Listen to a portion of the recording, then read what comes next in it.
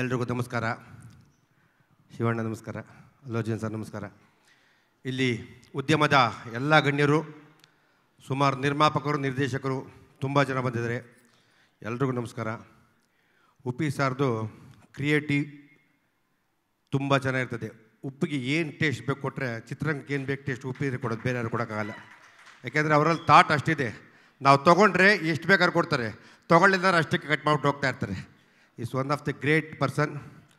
ನಮ್ಮ ಕನ್ನಡ ಚಿತ್ರರಂಗ ಕೋವಿಡ್ ಆದಮೇಲೆ ಇಡೀ ಭಾರತ ಚಿತ್ರರಂಗ ನಮ್ಮ ತಿರುಗಿ ನೋಡ್ತಾ ಐತೆ. ಅದಕ್ಕೆ ಖುಷಿ ಪಡ್ತೀವಿ.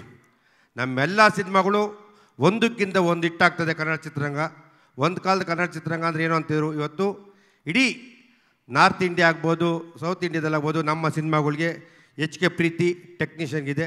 ಅದಿನ್ನೂ ಹೆಚ್ಚು ಬೆಳೀಲಿ, ನಮ್ಮ ಉದ್ಯಮ ಇನ್ನೂ ಚೆನ್ನಾಗಿರಲಿ, ಹೆಚ್ಚೆಚ್ಚು ಇನ್ನೂ ಒಳ್ಳೊಳ್ಳೆ ಸಿನಿಮಾಗಳು ಬರಲಿ ಅಂತ ನಾನು ಹೇಳೋಕ್ಕೆ ಇಷ್ಟಪಡ್ತೀನಿ. ಈ ಸಿನಿಮಾಗೆ ನಿಜವಾಗ್ಲೂ ನಮ್ಮ ಶ್ರೀಕಾಂತ್ ತುಂಬ ಎಫೆಕ್ಟ್ ಆಗೋರೆ. ಮನೋಹರ್ ಸರ್ ಹೇಳ್ದಂಗೆ ಧಾರಾಳವಾಗಿ ಖರ್ಚು ಮಾಡಿದ್ದಾರೆ. ಸಿನಿಮಾ ಅದೇ ಥರ ಕಾಣ್ತದೆ. ಈ ಸಿನಿಮಾ ಅತಿ ಶೀಘ್ರದಲ್ಲಿ ತೆರೆಗೆ ಬಂದು ನಾವೆಲ್ಲ ನೋಡೋಕ್ಕೆ ನಾವೇ ಕಾತುರವಾಗಿದ್ವಿ. ಅಭಿಮಾನಿಯಾಗಿ ಒಂದೊಳ್ಳೆ ಸಿನಿಮಾ ಮಾಡಿದ್ದಾರೆ. ಉಪೇಂದ್ರ ತುಂಬ ದಿನಗಳ ನಂತರ ನಿರ್ದೇಶನ ಮಾಡಿರೋದು.